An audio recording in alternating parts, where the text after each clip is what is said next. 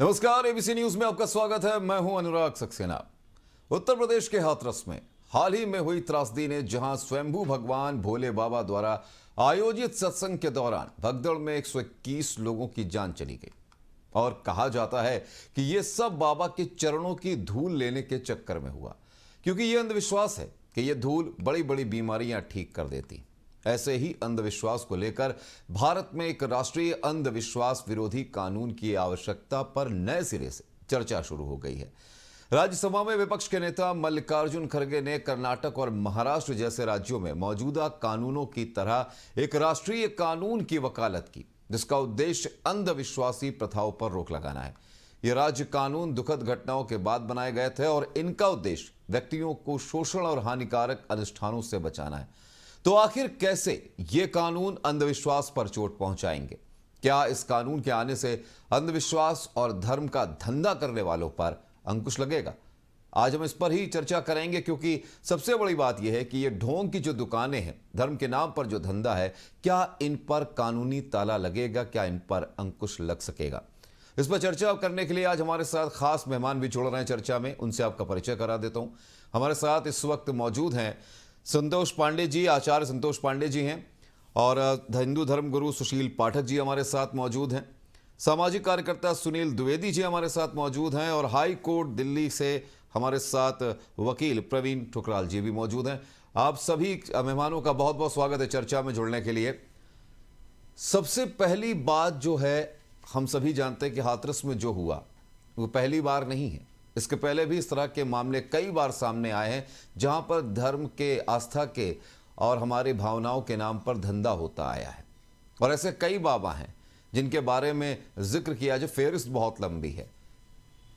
आखिरकार इन बाबाओं पर लगाम कब लगेगी? और कानून को लेकर सबसे बड़ी बात हो रही, तो सबसे पहले जो है, हम हाई कोर्ट के हमारे साथ वकील मौजूद हैं प्रवीण जी आपके पास चलता हूं।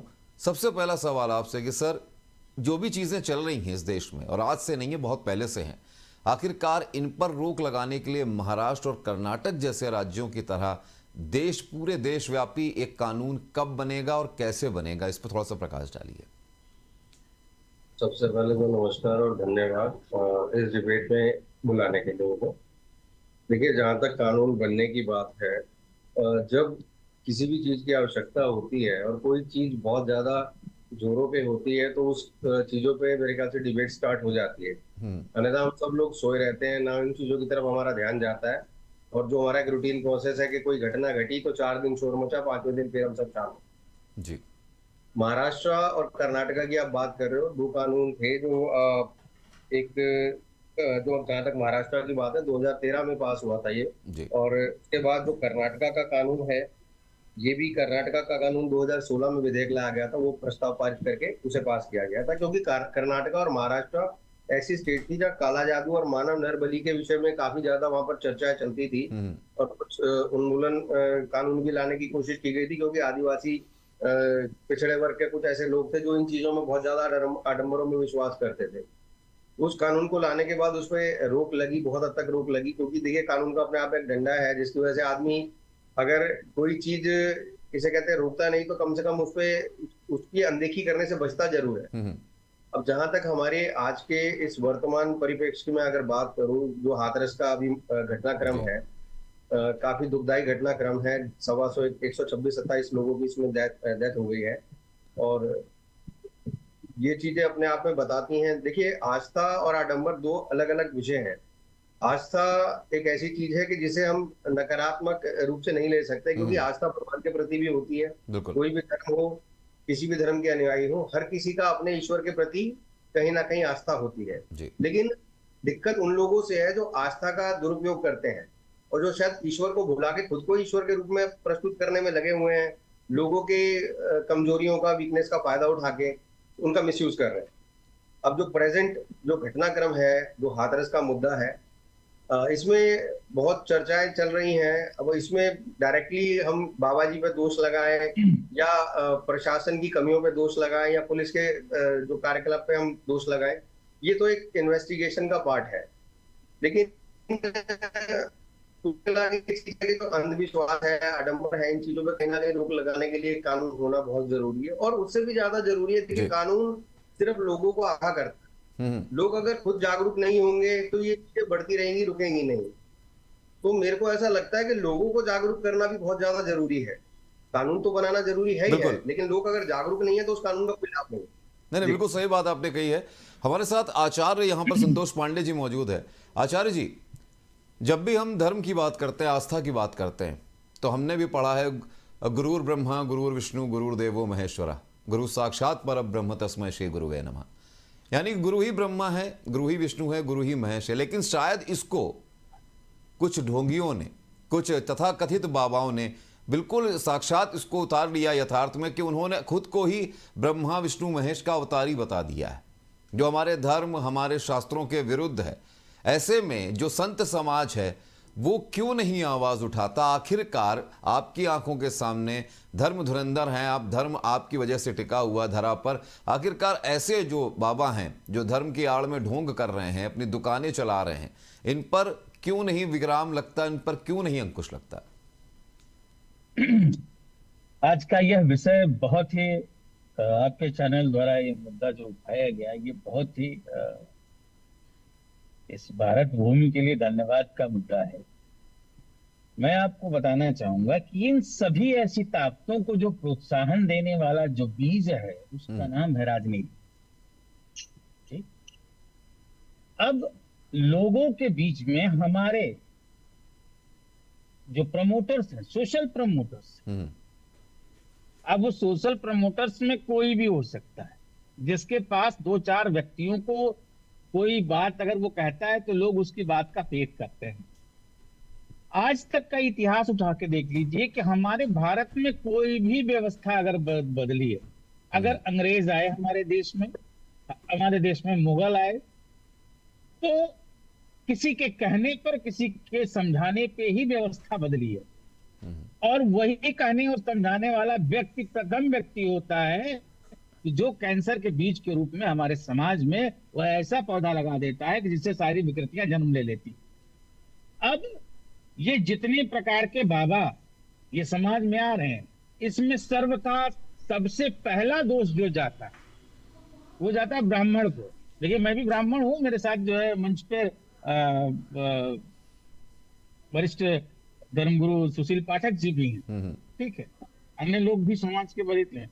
सबसे पहला दोष जाता है ब्राह्मण को। ब्राह्मण ने समाज को सब कुछ दे दिया, स्वयं के लिए भिक्षा चुना, उसके बाद भी स्वयं गलती कर लिया। उसने समाज को मार्गदर्शन देने का काम कि जिस व्यक्ति के अंदर वेदांगों का ज्ञान ना हो, यज्ञोपवीत संस्कार का मायने उसे ना पता हो, गायत्री ना पता हो, वह कैसे कोई कर्मकांड भागवत का पीठाधीश्वर बन सकता है, व्यासपीठ पे बैठ सकता है? आज आप सर्वे कर लीजिए, व्यासपीठ पे बैठने वाले कितने ब्राह्मण हैं? व्यासपीठ की व्यवस्था में कहा गया है। संतोष पांडे जी, जो आप बात कर रहे हैं ना, भागवत कथा करने वाले, व्यासपीठ पे बैठने वाले, यही तो सवाल मेरा है कि बहुत सारे ऐसे संत हो गए हैं। आप वृंदावन जाके देखिए, वृंदावन जाके देखिए अपना। मैं आपको उसी बात पे लेकर के आ रहा हूं कि व्यासपीठ पे बैठने वाली, ठीक है ना, ब्राह्मण कोई जाति नहीं है, ब्राह्मण एक आचरण है।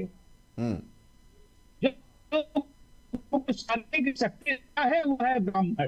ठीक है, जिसके पास गायत्री की ऊर्जा नहीं है, जिसके पास अपने यज्ञोपवीत की ऊर्जा ना पता हो, जिसके पास शिखा ना हो, जिसके पास जो है त्रिकाल संध्या का करने का ज्ञान नहीं है, और वह अपने आप को संसार का सबसे बड़े पैकेज वाला भागवताचार्य बन के बैठा हुआ है, वह ज्ञान दे रहा है, तो उसके पास तो ज्ञान देने का एक तो अधिकार नहीं है। अभी हाल में एक बहुत बड़े सेलिब्रिटी भगवान शिव के अपने आप का बहुत बड़ा भक्त मिलते हैं, जिनकी आप नाम नहीं लेंगे, लेकिन मुझे पता है प्रदीप मिश्रा जी की बात कर रहे हैं आप।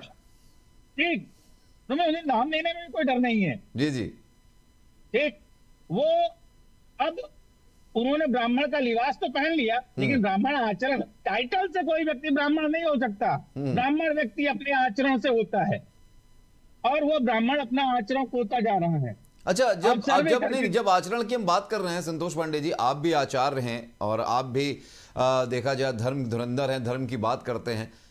एक और भी आचार्य हैं जो इन दिनों बहुत छाए हुए हैं, अभी हाल ही में आप देख रहे होंगे टेलीविजन स्क्रीन पे बड़ी बड़ी कथाएं करते हैं, अपना यूट्यूब जी चैनल जी चलता जी है जी और जी लंबे बाल रख के उन्होंने बड़ा बिल्कुल अपनी जगमग एक रोशनी रख बिखेर रखी है। जी जी अनिरुद्धाचार्य जी जी की जी मैं बात कर रहा हूँ। जी जी जी लेकिन जी उनके उनके जो प्रवचन हम सुनते हैं, उनके प्रवचन बड़े बेतुके, थोड़ा कभी कभी बेतुके होते हैं। उनके जो प्रश्नोत्तरी होती है, जो सवाल जवाब वो करते हैं, उस पर भी जो वीडियोस आते हैं सोशल मीडिया पर, ये सोचने पे मजबूर करते हैं कि ये भागवत कथा चल रही है या कुछ और चल रहा है। या नाच चल रही है।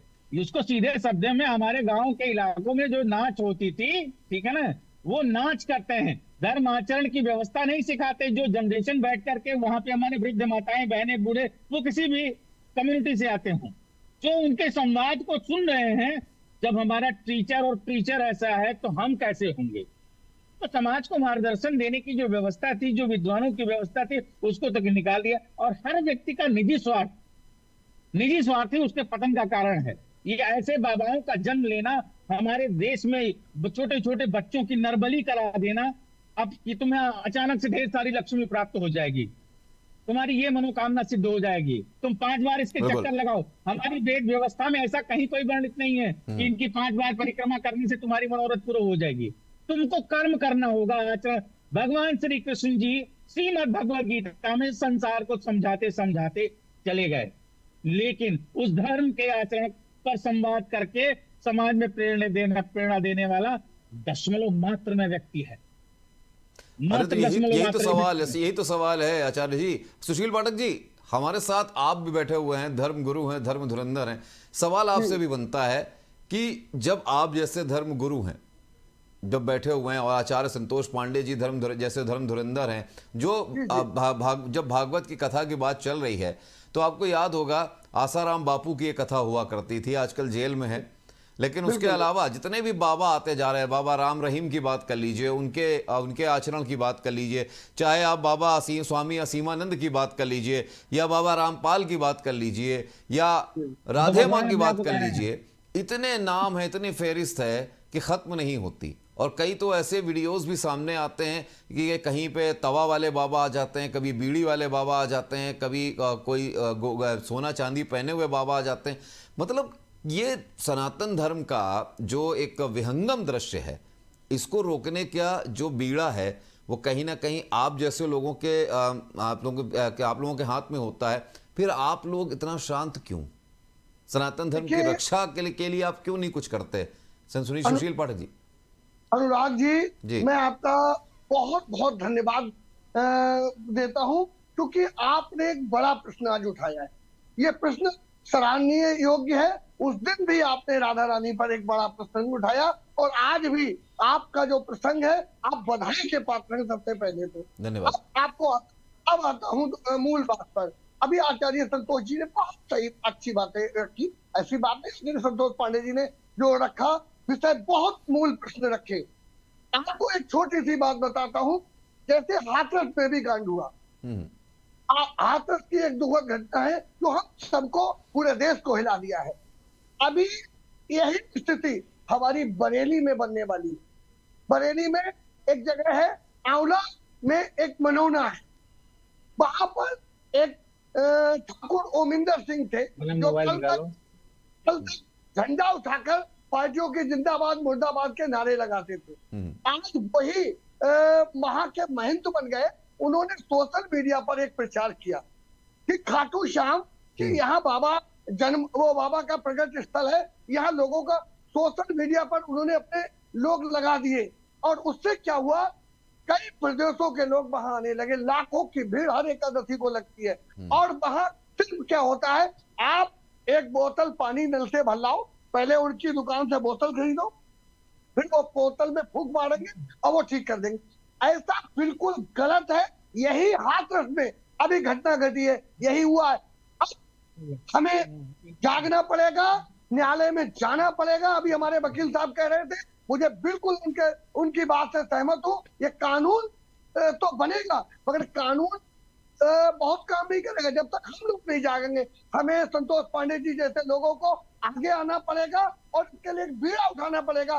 हमें माननीय चाहे उच्च न्यायालय जाना पड़े, सुशील जी, सर्वोच्च लेकिन कब आएंगे जब बिल्कुल धर्म का अधर्म हो जाएगा, जब धर्म जो है वो बिल्कुल गर्त में चला जाएगा, जब ऐसे लोग जो कभी कभी हम लोग देखते हैं रील्स पे, अपने मन से भगवान श्री कृष्ण ने गीता में ये कहा है, भगवान श्री कृष्ण ने वो कहा है, राधा रानी ने ये कहा है, मतलब अपने मन से कुछ भी आप प्रस्तुत कीजिए, कुछ भी आप नैरेटिव सेट कीजिए और भगवान को बदनाम कर दीजिए। अनुराग जी, अब इसमें विलंब नहीं है।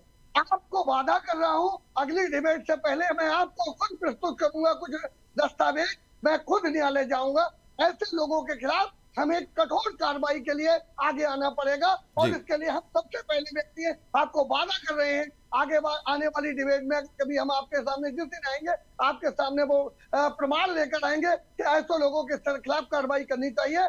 मैं माननीय योगी आदित्यनाथ जी से निवेदन करूंगा, हाथरस वाले कांड में हो, चाहे हमारे आंवला में बनौने में चलने वाला ऐसा धंधा हो, इन लोगों के खिलाफ कठोर अरे कार्रवाई करनी चाहिए। सर आप माफ कीजिएगा सुशील जी, लेकिन अभी संतोष पांडे जी ने कहा ना शुरुआत में ही, जब मेरे सवाल के जवाब में उन्होंने कहा ना कि ये जो चीजें चल रही इसके पीछे सबसे बड़ा कारण है राजनीति, पॉलिटिक्स। ये और सच्चाई है। पॉलिटिक्स का खेल देखिए, प्रवीण जी भी हल्का सा मुस्कुरा रहे हैं हमारे साथ। प्रवीण जी, आप भी जानते होंगे कि जो बाबा हैं, हाथरस वाले जो बाबा हैं, जो अपने आप को नारायण हरि और भगवान सुदर्शन चक्रधारी बताते हैं, ये वही बाबा हैं बसपा की सरकार में इनको पूरा प्रोटोकॉल के साथ लाल बत्ती मिली हुई थी। ये वही बाबा हैं जिनके दर पर सपा प्रमुख अखिलेश यादव जाते थे। जी जी जी जी और जी, सबसे जी, बड़ी बिल्कुल। बात यह है कि आज भी इतना बड़ा कांड हो गया है, लेकिन अभी तक 7 लोगों से सेवादार हैं, उनके ऊपर तो नकेल कस दी गई है, लेकिन बाबा का कहीं पे कोई रोल नहीं, बाबा का कहीं कोई नाम नहीं, बाबा का कहीं कोई FIR नहीं। और मजे की बात यह है प्रवीण सर, जो हमारे वकील साहब हैं AP सिंह साहब, वो एक नई थ्योरी लेकर चले आते हैं। आज उन्होंने एक नई थ्योरी बता दी कि वहां जहरीली गैस छोड़ी गई थी, कैन छोड़े गए थे, पे का इस्तेमाल हुआ है। अब आप ये बताइए कि जब राजनीति इसमें है, जब राजनीतिक लोग जो हैं, जो पार्टियां, वो खुलकर बाबा के विरुद्ध नहीं बोल रही हैं, तो इससे पता चलता है कि कहीं ना कहीं अंदर अंदर कुछ ना कुछ तो सेटिंग है। सुखबुखार ये भी सेटिंग आती नहीं है। है, देखिए, इसका साक्ष्य सभी के समक्ष है। अनुराग जी, जी प्रवीण जी। संतोष जी आप कह रहे हैं, चलिए आप बताइएगा। नहीं सर आप- मैं आप- सिर्फ आप- ये कह रहा हूँ, माफ कीजिएगा संतोष जी, थोड़ा मैं अपनी बात रख देता हूँ। अनुराग जी, जो आपने बताया बिल्कुल सही कह रहे हैं। अभी इवन संसद में, पार्लियामेंट में भी एक क्वेश्चन उठा, जी। क्वेश्चन उठा जरूर, पर एक फॉर्मेलिटी के तौर पे उठा है। हालांकि विपक्ष इस वक्त बड़ा स्ट्रांग है, अच्छा खासा बहुमत लेके आया है, हर पॉइंट पे शोर मच रहा है, लेकिन जब इस तरह के मुद्दे आते हैं, सिर्फ एक पॉइंट उठाया जाता है, उसको जिस तरीके से मतलब बहस होनी चाहिए नहीं होती।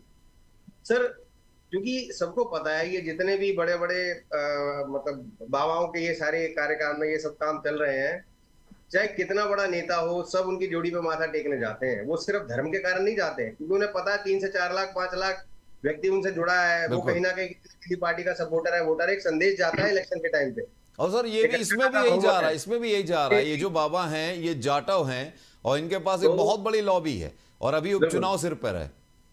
तो ये सर कहीं ना कहीं ऐसा नहीं है कि जनता यादव को नहीं है। पता, जनता सब देखती है और सब चीजों को समझती भी है। जी जी। पर समस्या क्या है कि लोग जब तक खुद जागरूक नहीं होंगे, अपने आडंबरों से बाहर नहीं आएंगे, तो मुझे नहीं लगता कि कुछ भला और उद्धार हो पाएगा। क्योंकि नेता तो हम चुन लेते हैं, पर नेता शायद स्वयं समाज को उद्धार मतलब समाज को जागने की जरूरत है प्रवीण जी, कुल मिला के। बिल्कुल जागने की जरूरत है सर। तो हमारे साथ सुनील द्विवेदी जी हैं, सामाजिक कार्यकर्ता हैं। सुनील जी, सामाजिक कार्यकर्ता हैं, समाज के बीच आप रहते हैं, समाज के बीच में ये जो अंधविश्वास फैला हुआ है, ये जो चीजें फैली हुई है, इसको किस तरीके से समाज के अंदर से निकाला जाए, जो उनकी मानसिकता है उसको कैसे बदला जाए?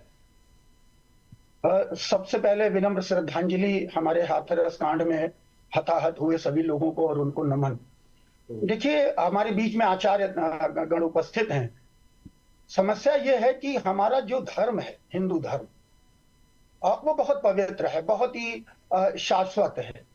उसका गूढ़ ज्ञान बहुत कम लोगों को है।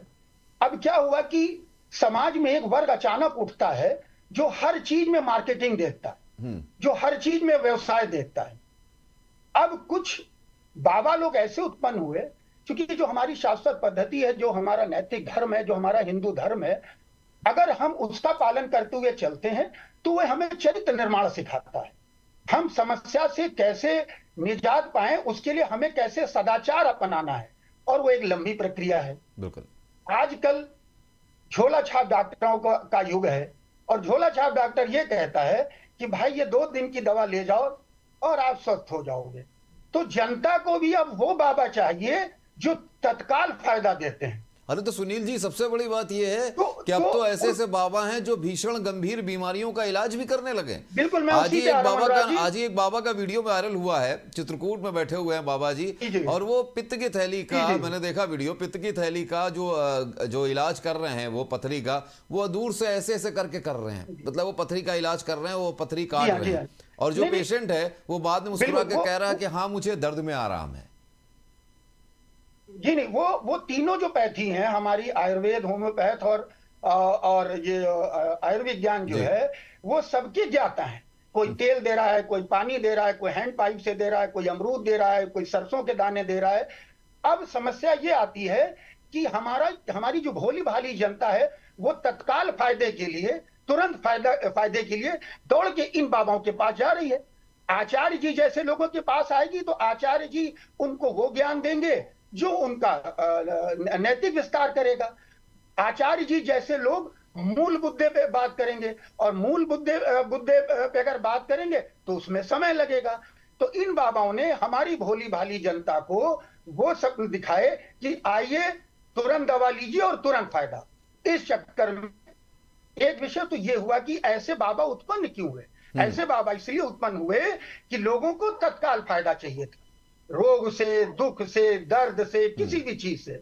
अब सबसे बड़ी चीज आती कि ये बाबा उत्पन्न हुए तो स्थापित कैसे हुए, स्थापित कौन कर रहा है।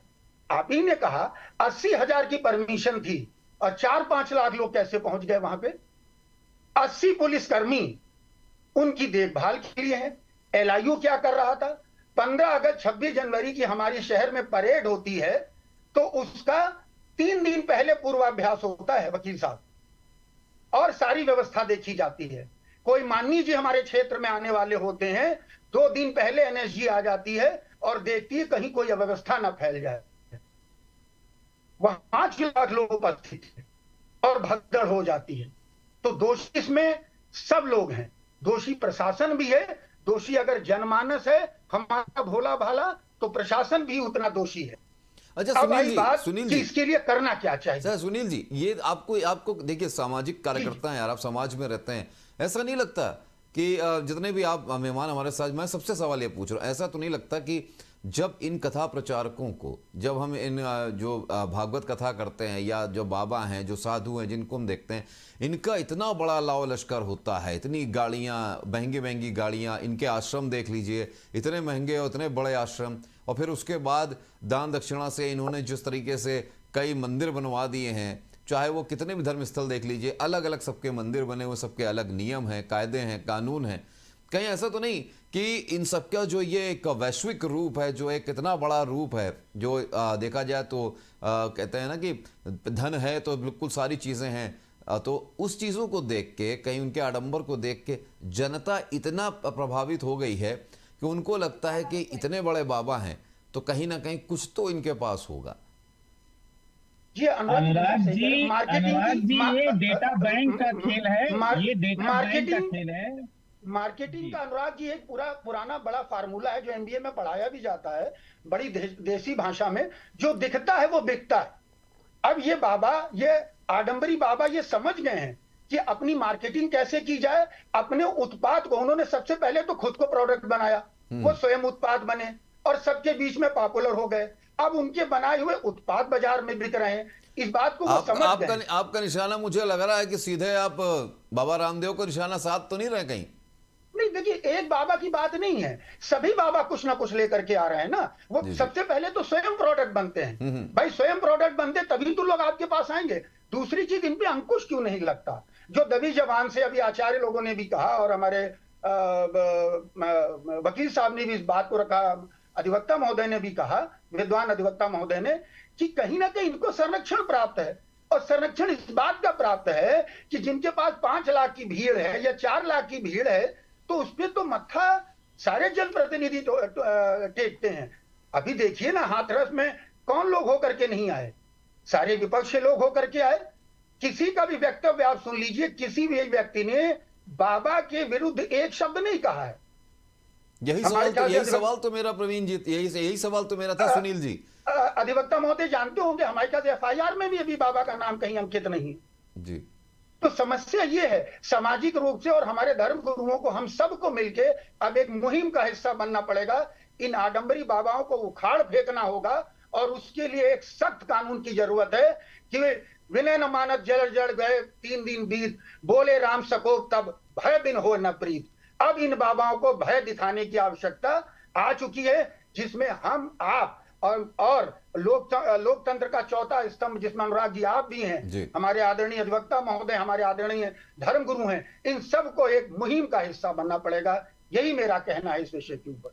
अच्छा आचार्य संतोष पांडे जी, एक चीज मैं आपसे पूछना चाहूंगा, जब धर्म की बात होती है, जब सनातन की बात होती है, तो हम बात करते हैं शास्त्रों की, जब हम बात करते हैं माँ भगवत गीता की, लेकिन ऐसा क्यों नहीं होता कि हम भगवत गीता या जो भी चीज़ें हैं उनको हम सरल भाषा में लोगों तक पहुंचाएं, ताकि जो लोग हैं जो उसका पाठ कर सकें, तो बाबाओं के पीछे जाने की ज़रूरत ही नहीं पड़ेगी।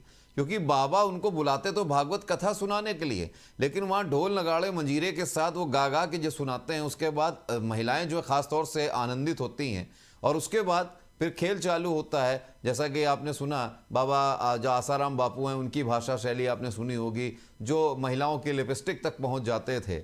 उसके बाद एक और बाबा थे, उनकी बात अगर करूं तो वो बाबा जो थे वो पहुंच जाते थे लोगों के, मतलब ऐसे बेतुके टाइप के वो बताते थे, मतलब सरल सरल उपाय कि आप पानी के बताशे खा लीजिए तो आराम आपको मिल जाएगा।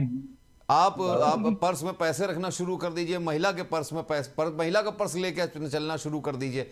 मतलब एक चीज सूट बूट वाले जो बाबा हैं, मुझे केवल ये प्रश्न पूछना है कि जब धर्म जो है, जब धर्म के बारे में ये ऐसी बातें करते हैं, जब धर्म को लेकर चलते हैं, जैसे कहा नहीं कि अभी हमारे जो सामाजिक कार्यकर्ता हैं सुनील द्विवेदी जी, उन्होंने कहा भगवान राम का जिक्र किया, तो बात यही है कि अब तो भगवान राम का जब मंदिर बना, जब उसका मुहूर्त हुआ, जब प्रधानमंत्री वहाँ पहुँचे, तो कई ऐसे संत भी वहाँ पर थे जो कहीं ना कहीं, आप समझ रहे होंगे मेरा कहने का आशय, ऐसे संत भी थे जो कथाएं तो करते हैं, लेकिन उसके अलावा वो उपाय भी बताते हैं, आपका भूत प्रेत भी झाड़ते हैं, आपकी सारी चीज़ें करते हैं। तो ऐसे बाबाओं को ऐसी जगह पे इनवाइट करना, कहीं ना कहीं उनको एक ऐसा स्थान देना कि उनकी मार्केटिंग अपने आप कर रहे हैं। आपको मैं बताऊं, ये पूरा सिंडिकेट है, एक बड़ा सिंडिकेट है, कॉन्सेप्ट बेस पे ये काम कर रहे हैं। और इस पर अभी मेरी जो अपने भारत के चारों पीठ हैं, मैंने उनसे मेरा संपर्क संवाद हुआ है जी, और याचना पूर्वक मैंने आग्रह किया है कि सबसे बड़ी बात तो यह है कि हमारे जितने पीठ हैं वो सबको शांत कर दिया गया। सरकारी व्यवस्था के अंतर्गत हमारे समस्त जगत गुरुओं को शांत कर दिया गया। तथा कथित मार्केटिंग करने वाले तमाम स्वयंभू जगत गुरु महामंडलेश्वर, जिनके ऊपर दर्जनों ऐसे आपराधिक मुकदमे दर्ज हैं, जो नाना प्रकार के भौतिक सुविधाओं से अब सिंचित हैं, और सिर्फ उनका काम होता है कि सरकार के बीच में, ब्यूरोक्रेट्स के बीच में बैठ करके लाइजनिंग करना। अब कोई आईएएस आया, कहता है मेरा ट्रांसफर होना बाबा और मुझे ये पद पे दिला दो, तो मेरा काम क्या होगा। अब बाबा हैं तो बाबा अपने ही पैसे से व्यवस्था करेंगे कि बेटा 20 करोड़ रुपए का ये अनुष्ठान है, और ये 20 करोड़ रुपए का अनुष्ठान का जो है तुम ये कर लो, और बाकी तुम्हारा तो मन।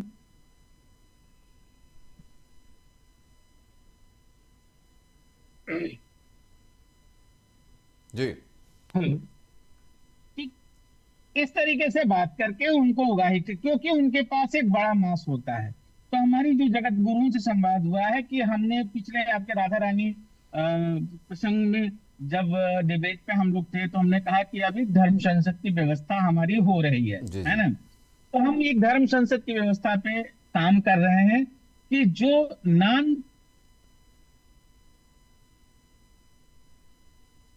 प्रवीण जी आपके पास चलते हैं। जी संतोष जी, आपकी आवाज कट रही है। प्रवीण जी के पास चलते हैं। प्रवीण जी, जब जी, सर। देश में कानून लाने की बात चल ही रही है, जैसा भी आपने भी कहा कि राज्यसभा में ये सवाल उठा और मल्लिकार्जुन खड़गे जी ने सवाल उठाया, लेकिन उसके बाद वो केवल एक महज एक सवाल था, उसके बाद उस पर कोई एक्शन लेने की बात नहीं हुई। आखिर कब तक इस तरह की चीजें होंगी? प्रवीण जी, कहीं ना कहीं सजग होना पड़ेगा, क्योंकि आप जिस पेशे से आते हैं वो भी समाज का एक अहम स्तंभ है और आपके ऊपर एक बहुत बड़ा दायित्व है, और आप जैसे बहुत सारे जो वकील हैं उनके ऊपर भी एक दायित्व है। लेकिन जब एपी सिंह जैसे वकील जब या इन बातों को तस्दीक करते हैं और इस तरह की चीज़ों पे आते हैं, ख़ास तौर से आपको याद होगा एक और ऐसे ही बाबा थे, चंद्रा स्वामी एपी सिंह निर्भया कांड में भी वकील थे। जी, निर्भया कांड में थे और चंद्रा स्वामी के मामले में भी एपी सिंह वहीं पर वकील थे।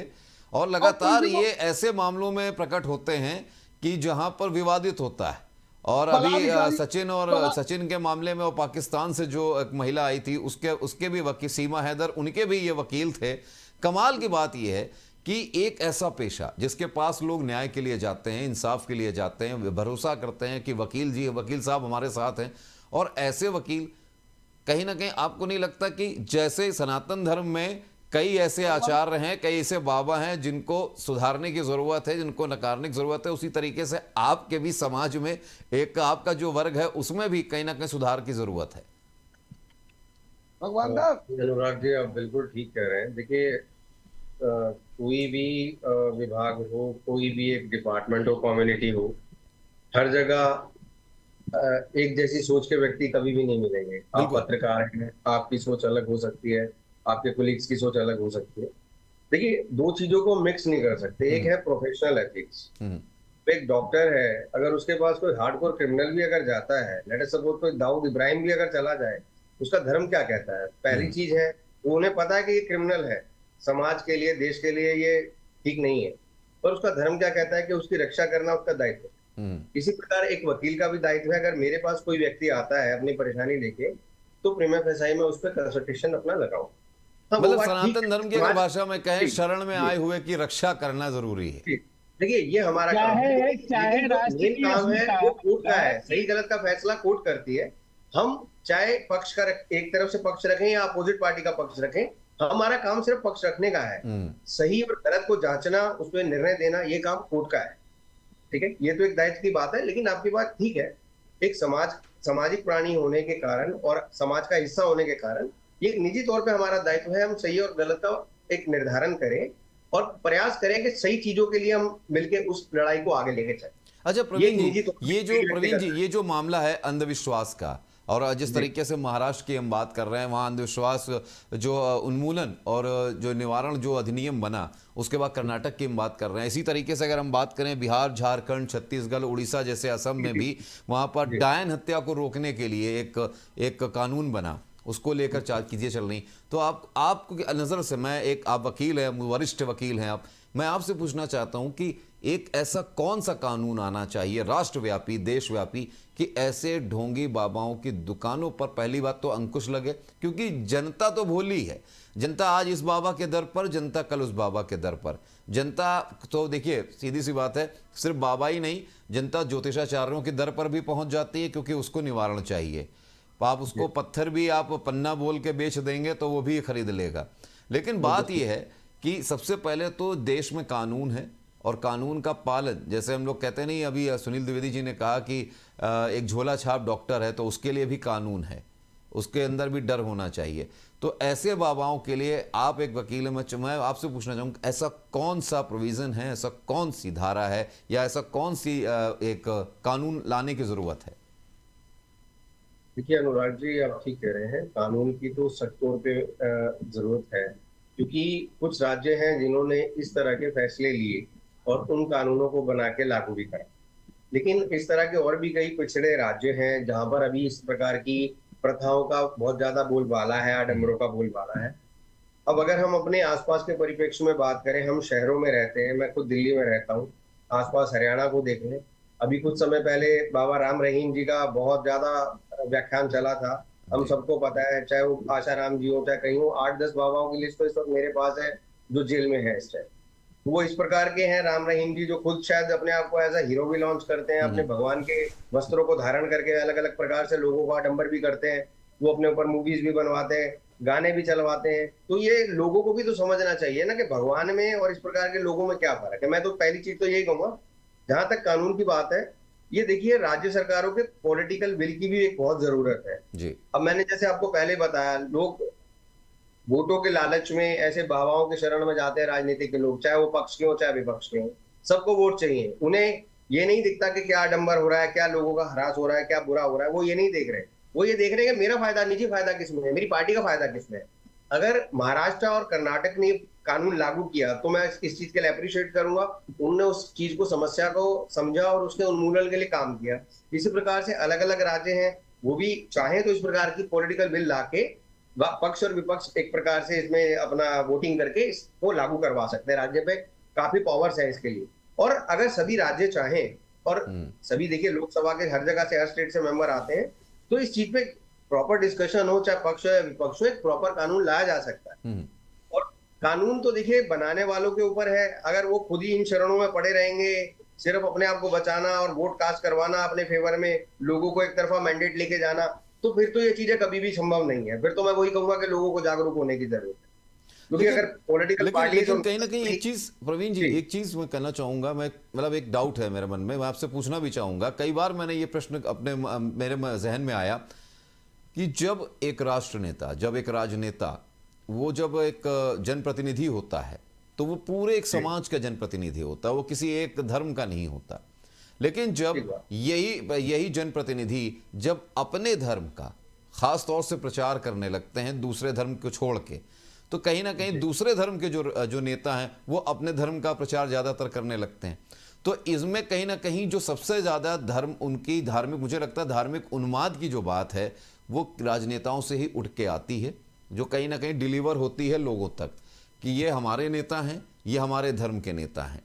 आपको नहीं लगता कि जब आप जनप्रतिनिधि हैं तो आपको धार्मिकता को सेकेंडरी चीज देनी चाहिए? नहीं, बिल्कुल आपकी बात सही है सर। हमारा संविधान भी ये कहता है कि जो राष्ट्र सेवा है वो धर्म से ऊपर है, और आपका लोगों की जन सेवा ही उनका राष्ट्र धर्म।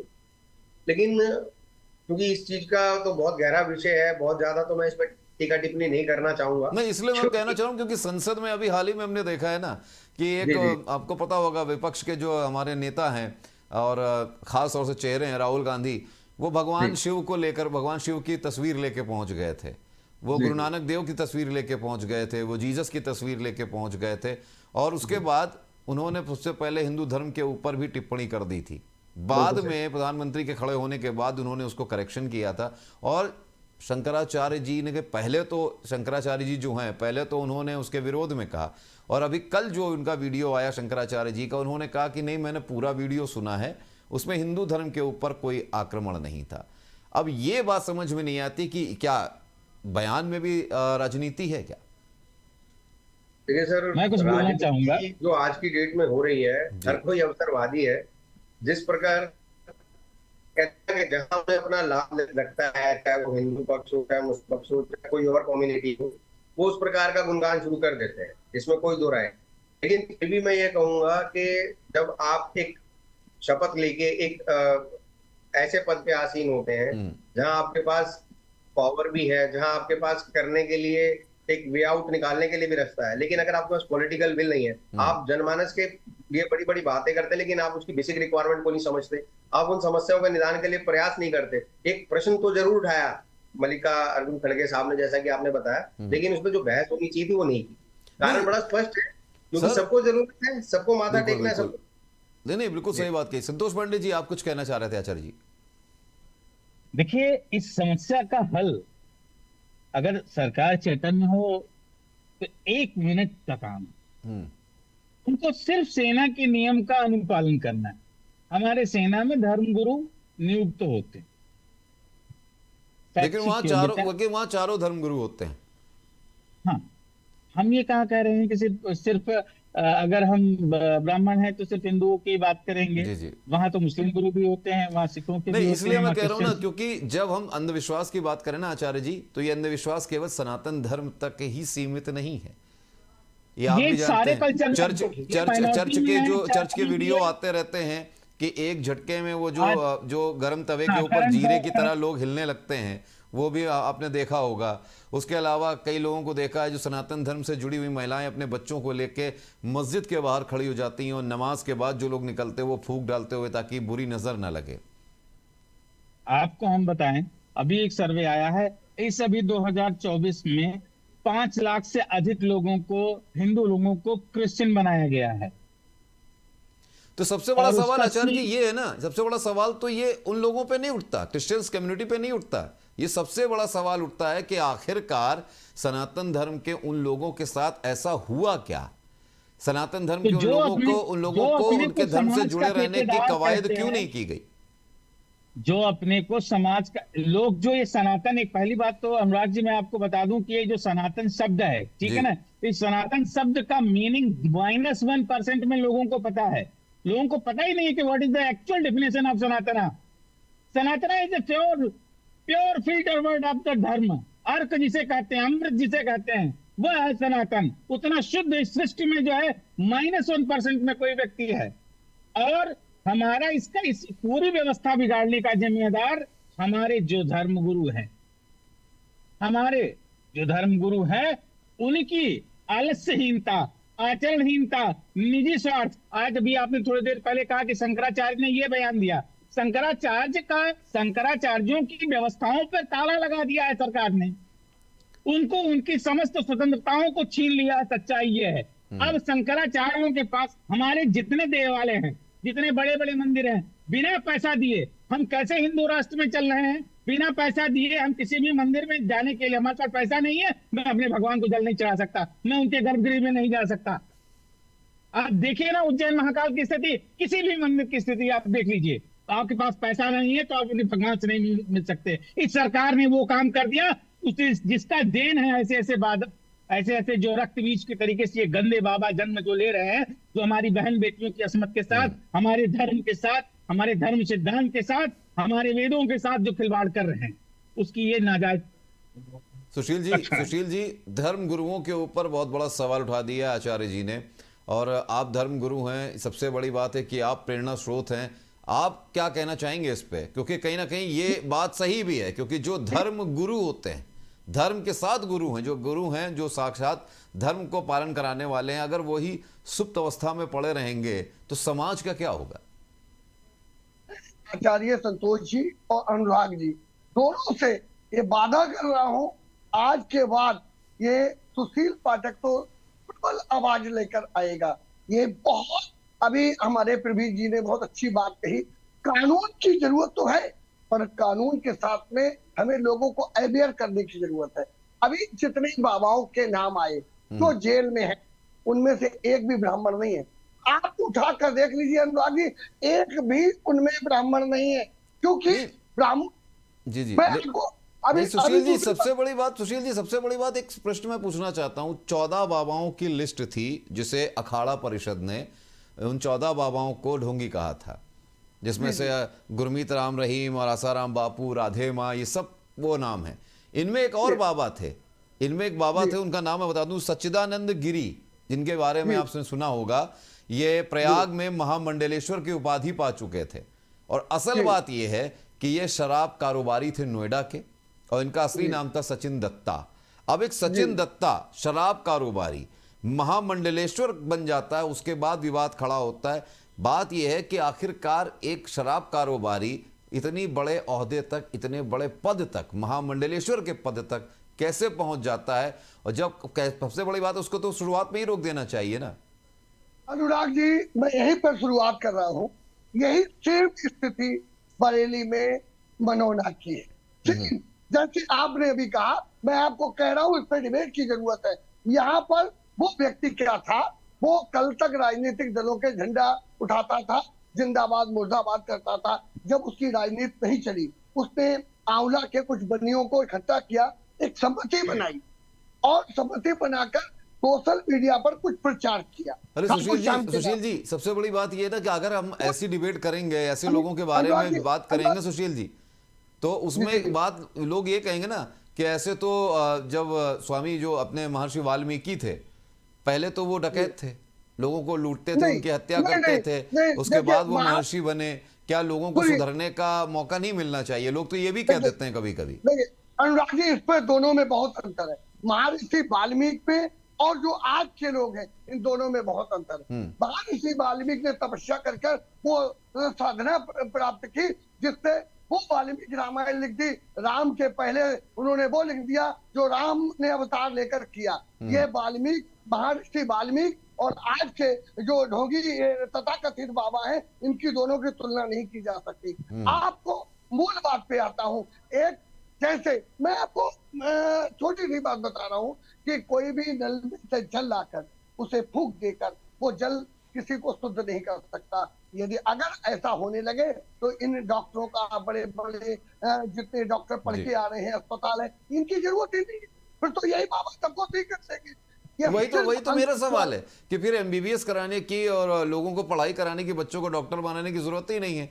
अगर छू मंतर चुटकी बजाते ही कैंसर गायब हो जाएगा, पथरी का इलाज हो जाएगा। इतनी बड़ी शक्तियां हैं कि पर्चे पे सारी चीजें बता देते हैं, तो ये क्यों नहीं बता देते हैं कि जो है पाकिस्तान क्या साजिश कर रहा तो है? आचार्य पर्चे पे जी, भारत ये सरकार की बीड़ा किसका है? ये बीड़ा तो आप जैसे धर्म धुरंधरों को ही उठाना पड़ेगा ना। हमारे आप जैसे धर्म लोगों को धुरंधरों, संगठित होकर हमारे कहना जैसे- पड़ेगा ना। हमारे जैसे धर्म धुरंधर को ये हम धन्यवाद देते हैं, आपके चैनल को, आपके मंच को, कि हमारी आवाज को बेबाक रूप में सुनता है। हमको कौन पूछेगा? सुनील जी, सुनील जी, समाज सुधार की बात आती है तो एक समाज सुधार, मेरे हिसाब से एक समाज सुधार ये भी होना चाहिए कि हम अपने बच्चों को बहुत सारी चीजें सिखाते हैं, लेकिन धर्म से जुड़ी हुई चीजें नहीं सिखाते।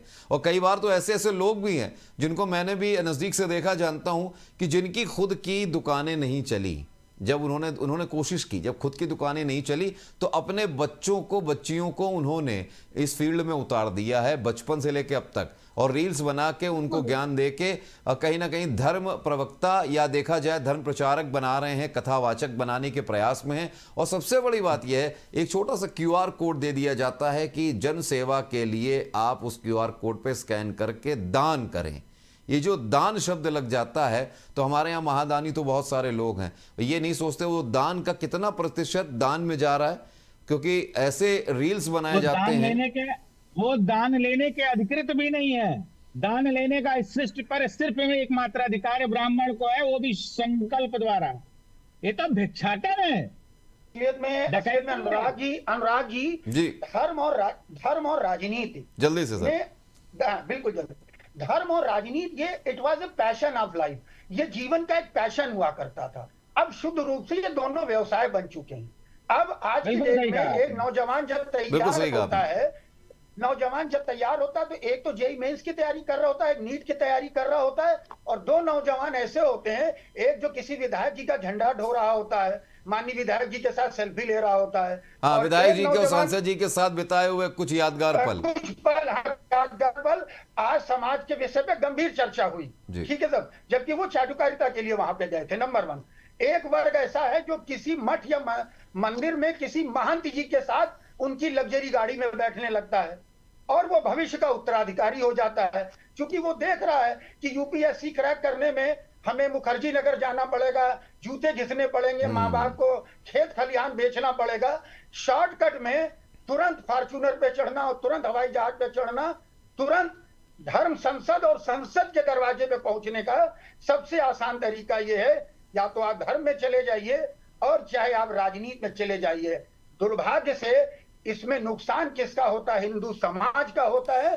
देखिए, कुल मिला के अगर बात की जाए ना सर, तो राजनीति भी एक धर्म है और आजकल धर्म में भी राजनीति है। दोनों चीजें चल रही हैं, सिक्के के दोनों एक दो पहलू हो गए हैं, क्योंकि एक दूसरे के पूरक। हाँ, एक तरफ चल रहे हैं असली बाबा जिनको कोई नहीं पूछ रहा, असली साधु संत, और एक ढोंगी बाबा जिनको कई बार हमने सड़कों पे देखा है, कहीं अघोरी का रूप धारण करके घूमते हैं, कहीं पर वो आडंबर धारण कर लेते हैं, और लोग उनके रूप को ही देख के, अरे बाबा जी आए, दान मांग रहे, दान दे देते हैं। उसके बाद बाबा जी शाम को जाते हैं कहीं कोने की एक दुकान पर और दुकान से लेके सोमरस वो पीते हुए नजर आते हैं। तो ये जो आडंबर है, ये आडंबर को तोड़ने की कोशिश हमारे धार्मिक लोगों को करनी पड़ेगी, सामाजिक कार्यकर्ता को भी करनी पड़ेगी, और हाई कोर्ट के हमारे वकील साहब जो हैं प्रवीण जी, ऐसे हमारे जो सम्मानित अधिवक्ता गण हैं उनको भी कहीं ना कहीं मिलकर करना पड़ेगा, हम सबको मिलकर करना पड़ेगा। और धर्मगुरु अनुराग जी, जी, एक इस काम बहुत और बड़ा कर- जिम्मेदारी एक काम और आपके करना ऊपर भी है, पड़ेगा। क्योंकि आपने वादा किया है। मैं चाहूंगा कि इस वादे को आप निभाइए। और इस तरीके की जो चीजें चल रही हैं, ढोंगी बाबा जो हैं, इनकी दुकानों पर ताला लगना चाहिए। फिलहाल आप चारों का बहुत बहुत धन्यवाद हमसे जुड़ने के लिए। अगली चर्चा में उम्मीद करता हूं फिर आपसे मुलाकात होगी। आज की चर्चा यहीं तक, समय की समाप्ति। और आज हमने बात करने की कोशिश की, हमने जानने की चर्चा ये की कि किस तरीके से प्रलोभन दिए जा रहे हैं, किस तरीके से खुद को स्वयंभू अवतार बताने वाले बाबा जो है वो हावी होते जा रहे हैं। लेकिन यहां पर चर्चा में एक ही बात निकल कर आई कि लोगों को सजग होना पड़ेगा, लोगों को शिक्षित होना पड़ेगा, तभी इस तरह के आडंबर की दुकानें और ये बाबा नहीं पड़ेंगे और ये दुकानें बंद हो पाएंगी, इन पे ताला लग पाएगा। फिलहाल कानून की जरूरत है। आज की चर्चा में इतना ही। अगले अंक में फिर होगी आपसे मुलाकात। तब तक के लिए देखते रहिए ABC न्यूज। मुझे दीजिए इजाजत। नमस्कार।